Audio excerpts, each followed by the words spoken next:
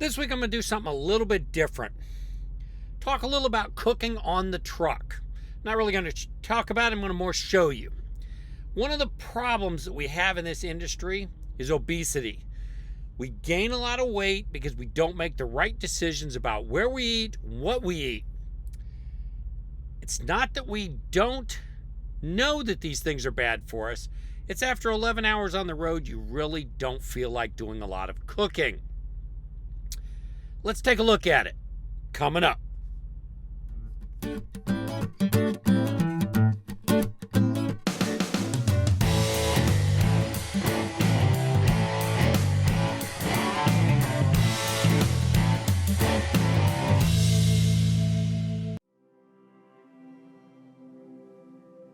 Do you remember how we kissed in the kitchen as the coffee pours? By the end my face was sore from your stubble, but I still wanted more. And all the miles that we spent in the air, where we're going I don't care. I'm just so glad that you were there that night in the restaurant,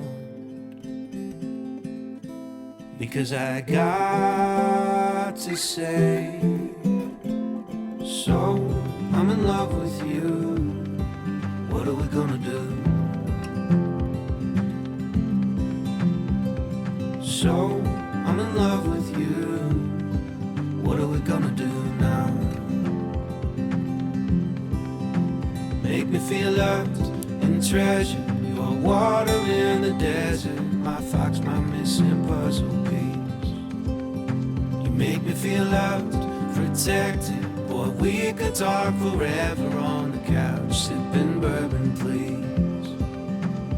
And in the morning we will start up the French press. I'll be thinking to myself, how did I get so lucky? Your heart is sweet like honey. And in the evenings when we settle in bed, it's like you're in my head. How did I get so lucky? So I say it again and again. So I'm in love with you. What are we gonna do? So I'm in love with you. What are we gonna do now? Make me feel loved and treasured. You are water in the desert, my fox, my missing puzzle piece. You make me feel loved, protected. Boy, we could talk forever on the couch, sipping bourbon, please. Making out in the back of that Prius, no bites in there to interrupt us. In your favorite spot behind my ear where nothing in the world can touch us. Sometimes you take my breath away. I hope I never forget to say, so I'm in love with you. What are we gonna do? So I'm in love with you. What are we gonna do now? Make me feel loved and treasured. You are water in the desert, my fox, my missing puzzle piece. You make me feel loved, protected. Or we could talk forever on the couch, sipping bourbon, please. So I'm in love with you. What are we gonna do? So I'm in love with you. What are we gonna do now?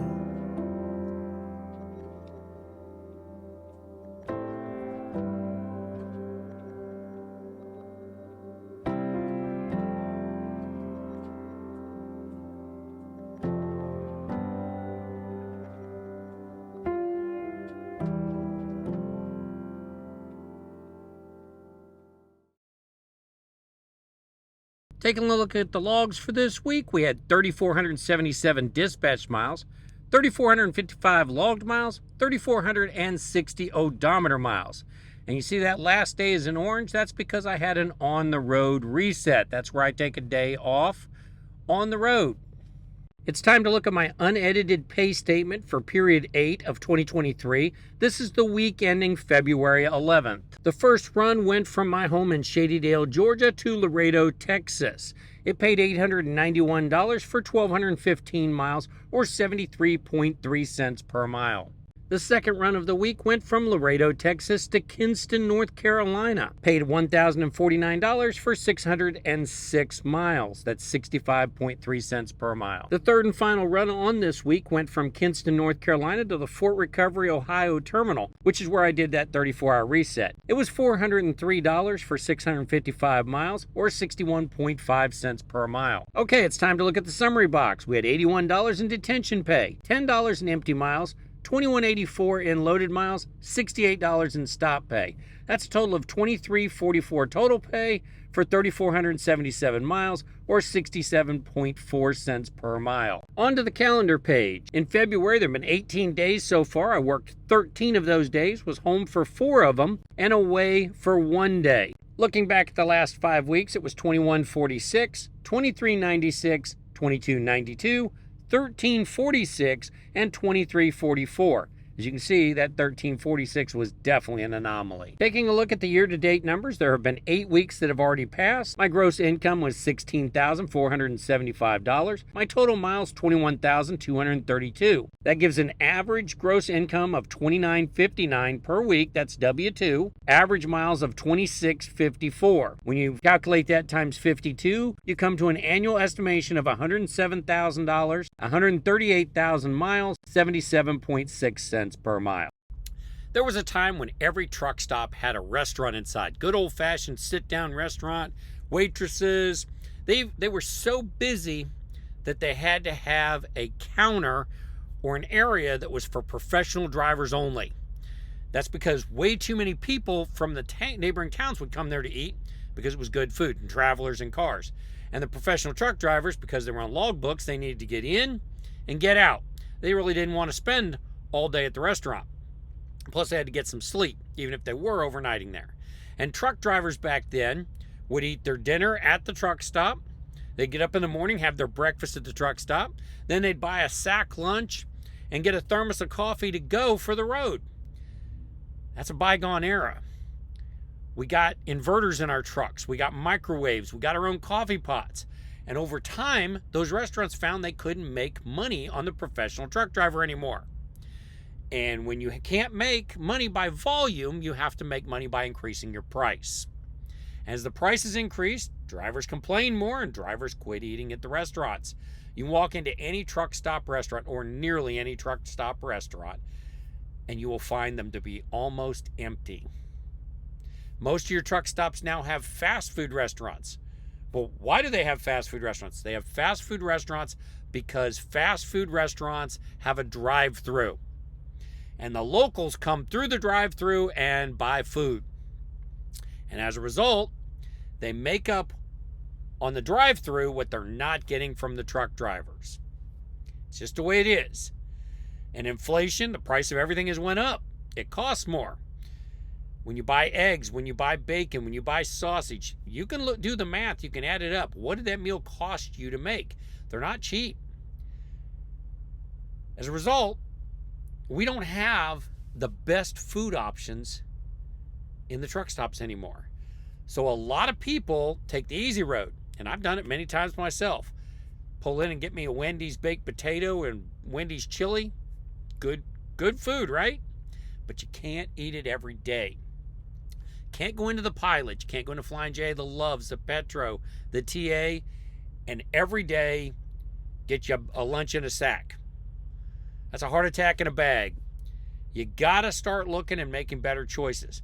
Now, I like to prepare my food before I leave on a run, but I have the Alpi-Cool freezer, and I've linked that. I'll link that above so you can see where the Alpi-Cool, I did a review on Alpi-Cool. Alpi-Cool is a great freezer to have because it slides up under the bunk. and I'm able to get out my whatever I'm going to eat that day. I can get it out. And if I forget to get something out, it's okay, because I have burger patties, and I have chicken breast, things that can be cooked from frozen, and I have other things that I have to thaw before I cook them. Like cooking a steak, you really need to thaw the steak before you cook it. It's not going to turn out so well with an icy center. But anyway, it's important we make the best choices we can out here while we're driving, and I'm going to try to lose some weight. I've lost weight since I started driving, but I want to continue. I want to get on a path to healthy. And to do that, I've got to lose some weight. And then I eat salads, and I eat meat.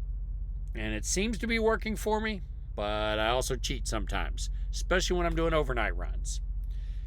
Till next time, make sure you're enjoying every day at work.